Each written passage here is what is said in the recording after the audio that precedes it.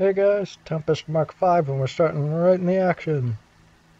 Because I'm lazy and I don't feel like talking for all of the 5 minutes it took us to get to this point. Look, fuck off 190, and I'm in a Tempest. You know what that means? Oh, it's only an A. Poor little thing. The Tempest Mk V, I love it so much. And my accuracy is still a little iffy, but I got him. And there's all my teammates. And when I say all of my teammates, I mean all of my teammates right behind me, because this is, it might be RB, but that doesn't stop arcade players from coming in. The Tempest Mk V is, God, it's very rapidly becoming one of my favorite planes. The only reason I didn't like it before was because it was stock, and stock planes tend to suck. It does have some very specific weaknesses, though, and that just, they're big weaknesses, and it makes me really sad. One of them is the critical altitude on its top supercharger gear is only 48,000, or only 4.8 kilometers. So once you're above 4.8 kilometers, it very rapidly starts losing power.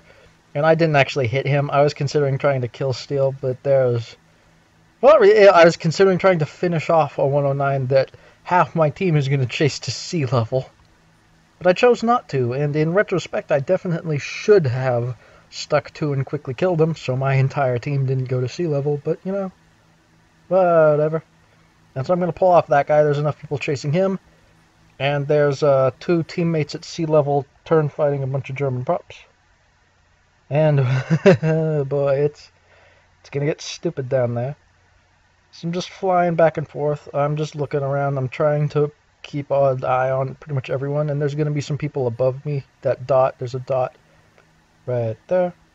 Who's going to come down to say hello. There's also a dot over there, and a dot up there. So, 3 of them, and they're all above me. And that guy, again, half my team's chasing that 190 who's on fire, and they're going to spend quite a lot of time chasing him, so I'm going to do the brave thing and abandon them to the altitude superior Germans, and I'll come back later when the Germans have given up all their altitude. Never say I'm not brave. So the Focke-Wulf 190 D9, I've already covered it very well. And this plane, compared to the Focke-Wulf 190 D9, this plane's a bit faster at sea level, but it's quite a lot slower at higher altitude. Its critical altitude, the point at which it starts losing power with altitude, is a kilometer lower than the D9, so it loses its power much earlier. It has 2 more cannons. It basically has double the cannons, but it doesn't have double the ammo. It has 200 rounds per cannon instead of 250. It also has a much higher rate of fire with those cannons, so it gives up its ammo quite a lot faster, but it still has 800 rounds. I mean, it's no Zero with 60 rounds per cannon or anything, and it has ammo. The guns are mounted way out on the wings, though, so they're outside of the propeller arc. And I'm abandoning my higher altitude teammates to go low altitude because this plane is so much better at low altitude than it is at high altitude. It's not quite Law 9 levels of way better at high altitude, but it's pretty significant. So I'm going to go low altitude. I'm going to kill the easy targets first my team is doing a decent job. By no stretch of the imagination do I call them good, but I mean, they're competent. It's a nice, competent team. So where are we at the moment? I have 1, and 2 of them have 1. We just saw that. We literally just watched the 2 people get those 2 kills. So I'm no longer the only person on my team with kills. Yay! So I'm just going to camp in the clouds, wait for the enemy to come down, because this plane, it climbs extremely well, but it doesn't perform very well at high altitude, and that's pretty much its one major fault. There's a handful of things. It doesn't roll as well as the D9, and it's harder to set up shots in your hard high-speed dives. But other than that, it's a really competent plane. And there's a K4 that was coming up behind me that I just basically did a good old-fashioned outturned. Oh, there he is. There he is. It's a G10, not a K4. And poke, poke, poke. Oh. And see, that shot would have been rather easy with the D9. This plane rolls just a little bit too slow to make those shots easily, but it definitely can, especially if you're paying attention. So it's a D9 worse altitude performance, a little bit better at low altitude. And that's really it. It's more dangerous cannons, but they're less accurate, so you have to be closer to make them work, which in my opinion makes them worse overall. Hit them, and give them a little poke. They're basically shotguns, so you have to get right up on them, but when you do, they just puts in pieces everywhere. And I should also point out, at this point in time, I'm not sure if I'm out of ammo yet, but I'm pretty fucking close. So use a K4. Right on his tail. Clack, clack, clack, clack. Poke, poke, poke. More damage. More damage. Oh. Oh boy. Oh, I suck. And I gave him some good solid hits there. And I'm now officially out of ammo. So, oops. He is going to crash in a little bit. And despite the fact that that Spitfire is trying really, really hard, I'm going to get the kill. Oh boy. So, over there is a 109 G10. Remember, I'm out of ammo. Let's show you just how great this plane really is. There's one massive advantage this plane has over the D9. It can turn really, really well. So the 109 is going to try and turn with me. He's too fast, so he's going to hit G-lock. I'm not turning very hard. I'm pulling pretty gently. I just want to get him to try and pull up with me. And he's going to. So again, not turning as hard as I can. And right there, now I'm turning as hard as I can. And now I'm not. Now I put my flaps up and I'm just chilling. And he bails out. As I'm coming around to get into a gun solution, he bails out. I don't have any ammo. I don't have any ammo, and I just scared a G10 into bailing out. I love this plane. Ow!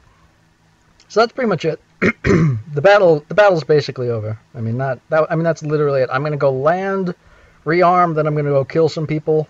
Or I'm not gonna kill some people. I'm gonna go fly to their airbase. Basically, gonna fly back to my base, reload, fly over, kill some AA, and that's gonna be that. And notice there's only one person on their team who's alive. Let's count the kills on my team. Whoops. Let's count the kills on my team. 3, 4, 5, 6, 7. Let's count the dead on their team. 1, 2, 3, 4, 5, 6, 7, 8, 9, 10, 11. The numbers don't quite add up. Yeah, it was one of those teams. So I was really concerned when we lost 4 players pretty much at the beginning of the fight. As I said, we saw that Spitfire make his kill, and then he got killed shortly after. And at that point in time, we were outnumbered slightly, and I was like, oh... And all of them had altitude, and I was like, oh, we're going to lose this. No, we're going to win. Alright, so more information about the Tempest Mk V. It's, as I said, it flies a lot like the D9, and I love that. Its cannons are much less accurate, but also a higher rate of fire and just as damaging. So at close range, where you can actually hit them consistently, they are absolutely lethal. But you can't do the longer range snipes that I am so good at with the D9. And that's okay, just fire only at close range, and you'll be fine, and you won't run yourself out of ammo like an asshole. Other things about it, it does have a very good climb rate. At sea level, it can sustain about 23 meters per second, which is about as good as the heavier later Griffin Spitfires, I think.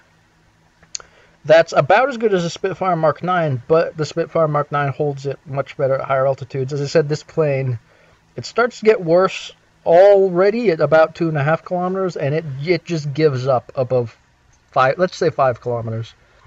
And going over 5 kilometers in this plane, I'd recommend it just because it's such a good boom and zoom plane. But compared to the D9, it rolls worse, but not that much worse. It has a low rip speed, and it doesn't dive or zoom quite as well, but it is very close. It climbs the same at sea level, but it climbs worse at higher altitudes.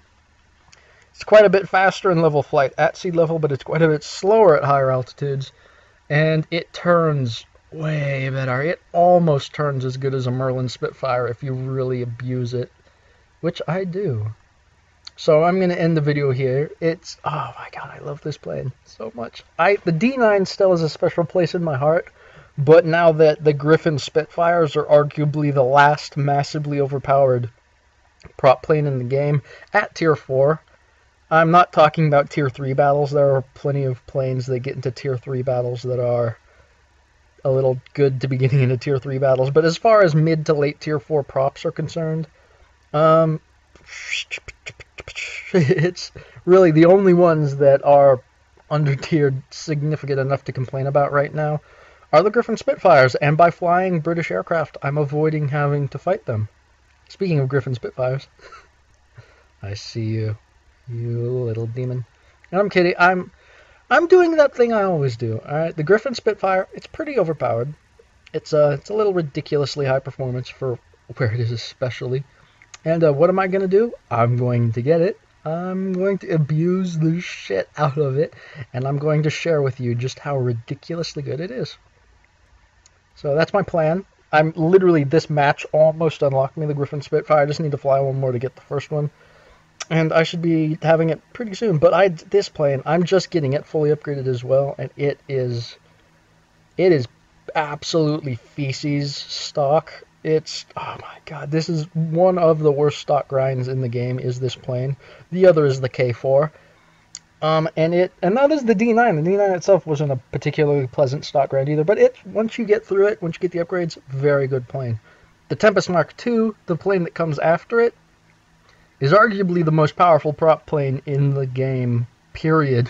And I mean, planes that can compete with it on an even level. The Law 9 can kind of compete at sea level. The D12 and D13 can compete at higher altitudes. I mean, that's kind of it. The later Griffin Spitfires are kind of competitive, but the Tempest Mark II is this plane with more power, also weighs a bit less, and it has much better aerodynamics. So quite a lot faster, climbs a bit better. Oh, and it has a much better supercharger, so it doesn't crap out at 5 kilometers, and it can actually make it to 7 kilometers without it just dying. So I've just been rambling. So Tempest, I recommend them heavily. I recommend them more than the Doras. Even though I love the D9, and I always will. This plane does everything the D9 does, except its performance at altitude is a little worse. It's a little faster at sea level, and it can turn. And I've missed being able to turn so much. And I've found a great B and Z plane that can also turn. It's no Spitfire. It can turn with Spitfires, but it bleeds its speed quite badly, so I wouldn't recommend it. But you can. And having the option, it feels good. It feels really, really good. Like, really, really, really good. Oh, my God. I just won't stop talking. So for the 2 people that have made it this far, thank you for listening. Holy shit, this plane is amazing. And I will see you with the Griffin Spitfire in the reasonable near future. I'm probably going to put up some videos of other planes first, because I'm lazy and it's going to take me a while to get the upgrades for it. So, bye!